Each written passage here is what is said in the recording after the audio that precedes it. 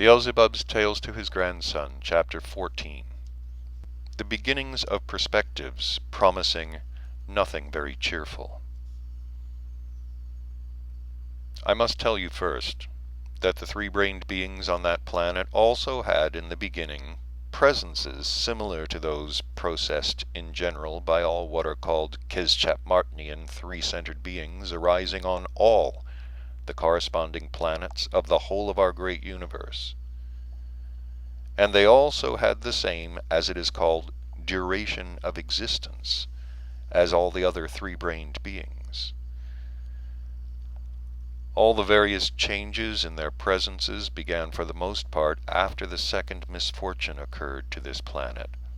during which misfortune the chief continent of that ill-fated planet, then existing under the name Atlantis, entered within the planet. And from that time on, as little by little they created for themselves all sorts of conditions of external being existence, thanks to which the quality of their radiations went steadily from bad to worse, great nature was compelled gradually to transform their common presences by means of various compromises and changes, in order to regulate the quality of the vibrations which they radiated and which were required chiefly for the preservation of the well-being of the former parts of that planet. For the same reason, great nature gradually so increased the numbers of the beings there that at the present time they are now breeding on all the lands formed on that planet. The exterior forms of their planetary bodies are all made alike, and of course in respect of size and in their other subjective particularities they are each coated, just as we are, in accordance with the reflection of heredity, with the conditions at that moment of conception, and with other factors that serve in general as the causes for the arising and formation of every being. They also differ among themselves in the color of their skin and in the conformation of their hair, and these latter particularities are determined in their presences, just as they are everywhere else,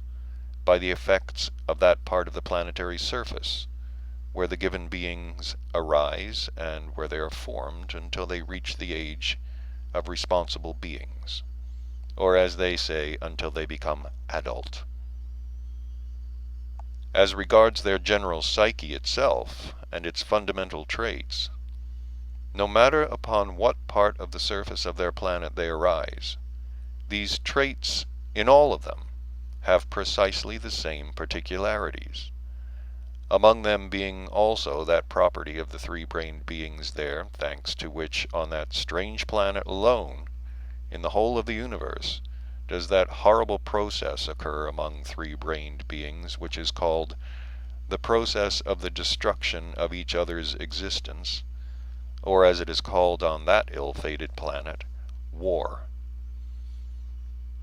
Besides this chief particularity of their common psyche, there are completely crystallized in them, and there unfailingly become a part of their common presences, regardless of where they may arise and exist, functions